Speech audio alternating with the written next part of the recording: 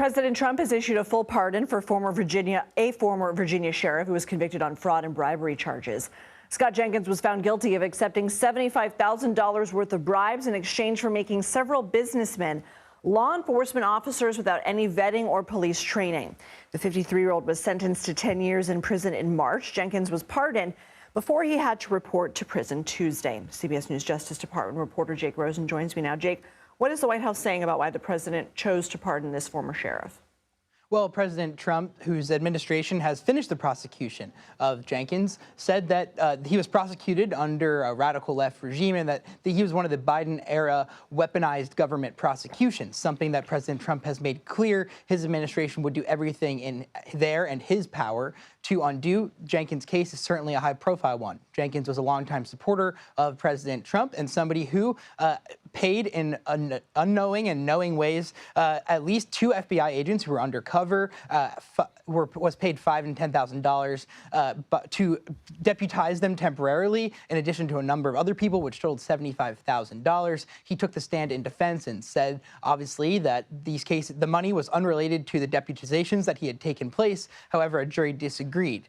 Certainly another high-profile example, as we just saw a matter of minutes ago, President Trump said he intended to potentially pardon another reality TV couple that had also been a longtime fan of his. And as the president has kind of, and the Department of Justice has kind of stripped out the traditional institutional people and offices that would typically handle these pardons, as President Trump does them himself. Todd and Julie Chrisley from Chrisley Knows Best. Some people may remember that show. You have some new reporting that the Department of Justice recently reviewed a pardon application for Stuart Rhodes, the founder of the Oath Keepers, as well as others involved in the January 6th insurrection. What have you learned? That's right. Despite the Trump administration's efforts to undo as much as they can about what happened on January 6th and the riot at the U.S. Capitol, President Trump granted clemency, but not a full pardon, to a number of people who were charged in violent activities that day, including the militia groups, the Proud Boys and the Oath Keepers, who were accused of and convicted of seditious conspiracy. In this case, we know that attorneys, right-wing attorneys, who have been working to get these people pardoned, in addition to other people who were prosecuted under Jack Smith, former special counsel who investigated President Trump. We know that they met with and handed 11 pardon applications, most of them January 6th related, including the former leader of the Proud Boys and Oath Keepers, Stuart Rhodes in this case. We know that no decision has been made, Lindsay, but it certainly would be the final attempt at kind of closing the book and rewriting history on that day to make sure that every final charge is cleared against these people for what they did, instead of just kind of commuting their sentences and letting them out of jail. The FBI's Deputy Director Dan Bongino announced the Bureau is re-examining 3 high-profile cases opened during the Biden administration. What can you tell us?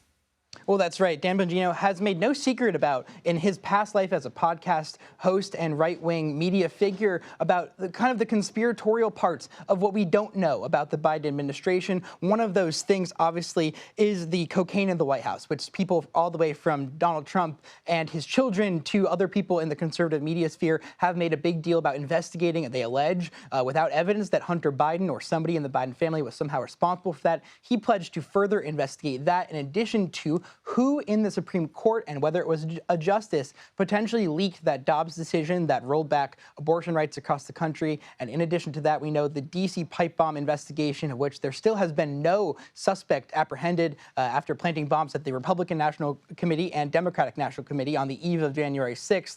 He said that his administration and the FBI, in addition to Kash Patel, are going to be reopening and adding more resources to these cases to, as they say, kind of calm the public interest in these cases. Obviously, by adding more fuel to the fire there, you're certainly opening up more questions and doors than providing answers. As we tend to do with you these days, we covered a lot of ground. Thank you so much.